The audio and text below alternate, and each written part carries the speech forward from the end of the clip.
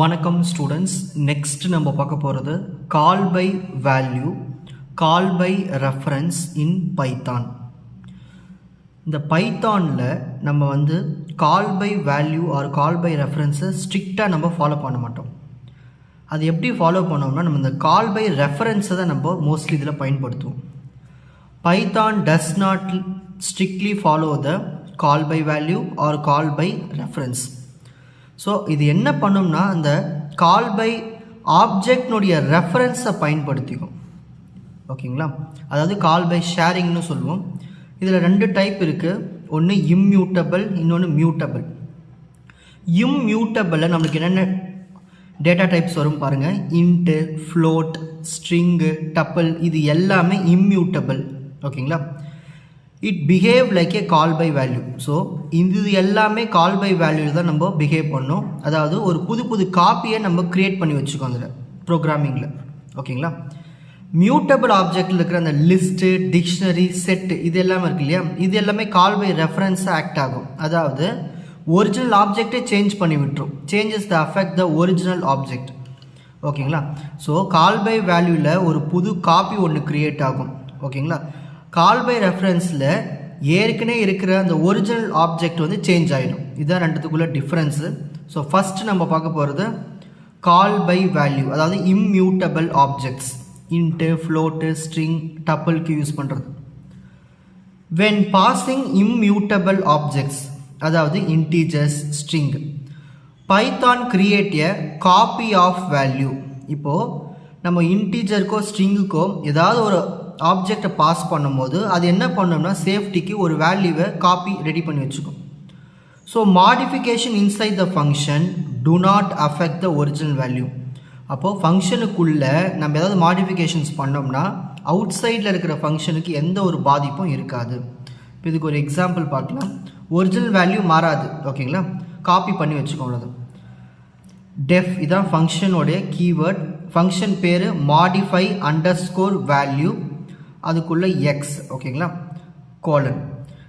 நான் என்ன பண்ண போகிறேன்னா, எக்ஸையும் 10ஐயும் ஆட் பண்ணி அதை எக்ஸுக்குள்ளேயே ஸ்டோர் பண்ணுறேன். பிரிண்ட்டு கொடுத்துட்றேன் இன்சைடு ஃபங்க்ஷன். ஏன்னா ஃபங்க்ஷனுக்குள்ளே இருக்குது இன்சைடு ஃபங்க்ஷன். அந்த எக்ஸை நான் பிரிண்ட் பண்ணுறேன். இப்போ ஃபங்க்ஷன் விட்டு வெளியில் வரேன். நம் ஈக்குவல் டு ஃபைன் நான் கொடுக்குறேன். இப்போது ஃபங்க்ஷனை கால் பண்ண போகிறேன். மாடிஃபை அண்டர்ஸ்கோர் வேல், இந்த 5ஐ இதுக்குள்ளே அமுச்சிட்றேன். ஓகேங்களா? ஸோ மாடிஃபை வேல், இந்த ஃபங்க்ஷன் 5ஐ கொண்டு போதிங்க.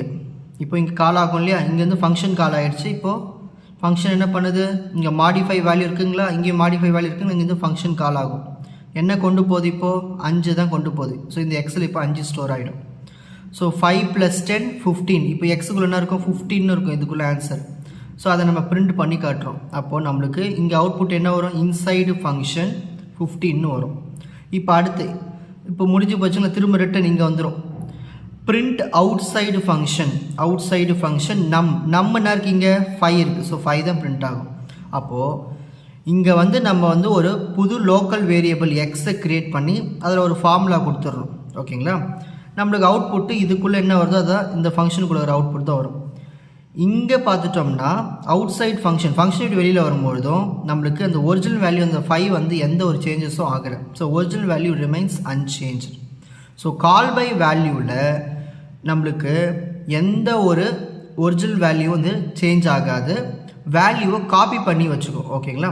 ஸோ எந்த ஒரு பிரச்சனையும் இருக்காது கால் பை வேல்யூவில். நெக்ஸ்ட் நம்ம பார்க்க போகிறது call by reference.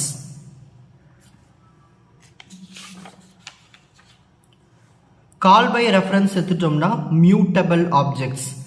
Mutable objects என்னது, லிஸ்ட்டு, டிக்ஷனரி, செட்டு, இது எல்லாமே மியூட்டபிள் ஆப்ஜெக்ட்ஸ் தான். வென் பாசிங் மியூட்டபிள் ஆப்ஜெக்ட்ஸ், அதாவது லிஸ்ட்டு, டிக்ஷனரி நம்ம பாஸ் பண்ணும்போது ஃபங்க்ஷன் உள்ள என்ன ஆகும்னா ஒரிஜினல் ஆப்ஜெக்ட் மாறி போயிட்டுருக்கும்.